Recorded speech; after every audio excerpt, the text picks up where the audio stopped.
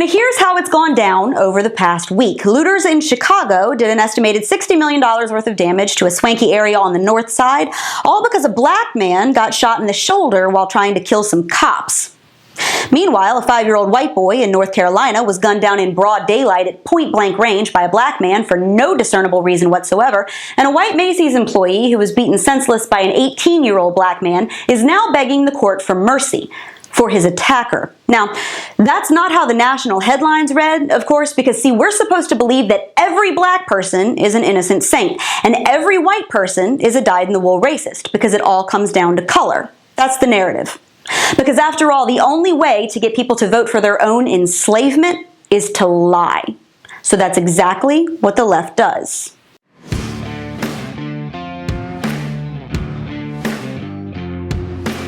Let's recap some of the stories from this past week, shall we? But unlike the national news media, we're going to try to stick with the truth. First up is Chicago, where what has long been a dumpster fire has now become more like an explosion at a sewage treatment plant.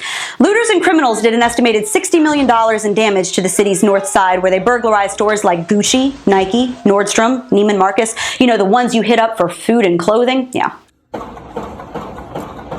On top of that, they also smashed in a local Ronald McDonald house where about 30 families with sick kids were being treated at a nearby children's hospital and were staying. Now, of course, Chicago Mayor Lori Lightfoot said this was a planned attack from the outside, like it wasn't just a bunch of wild animals making off with big screen TVs. But over at Black Lives Matter, one of the organization's own leaders said that it is totally okay for these people to break into stores and steal whatever they want, because it's reparations for black folks. Care if somebody decides to loot a Gucci or a Macy's or a Nike, because that makes sure that that person eats. That makes sure that that person has clothes. That's reparations. That is reparations.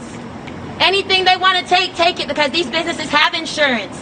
They're going to get their money back. My people aren't getting anything. Meanwhile, down in North Carolina, a 5-year-old white boy named Cannon Hinnant was shot in the head at point-blank range in broad daylight by his dad's black neighbor, a 25-year-old man named Darius Sessoms, who's already got a rap sheet about as long as my arm. Witnesses say that Cannon was just riding his bike in the street around 5:30 on Sunday night when Sessoms walked up to him, put a gun to his head, and pulled the trigger in full view of the little boy's 7- and 8-year-old sisters. Why? Nobody knows. And speaking of news that we're not talking about, do you recall the video that went viral back in June showing a Macy's employee getting beaten bloody in a store in Michigan by a black dude? Here's how that went. 18-year-old Demir Palmer attacked a white store clerk because supposedly his brother told him that he'd overheard the guy using the N-word on the phone. So naturally, Palmer lost his mind and beat the stuffing out of the guy, who had no idea what was going on because, as it turns out, he had not used a racial slur at all, which Palmer later admitted in court. And at the time, leftists praised Palmer on social media, suggesting that the white guy had it coming. Now, get this, the employee, who was so traumatized by the attack that he declined to even testify against Palmer in court, begged that court for mercy for his assailant. According to prosecutors, the man said he didn't want an 18-year-old being branded as a felon for the rest of his life because of one mistake, a mistake that could have cost this man his life. Now, thanks to that mercy, Palmer is now being charged as a juvenile despite actually being an adult. Now, what does this insanity all have in common? Other than it shows the worst of humanity and it makes us all even more depressed than we already are? Thanks, 2020.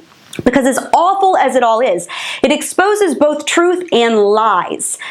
See, when thousands of people can destroy a city all because a dude got popped in the arm because he was trying to kill the cops in the first place, and all the damage and violence are excused as justifiable behavior because, well, they're only taking what's owed to them.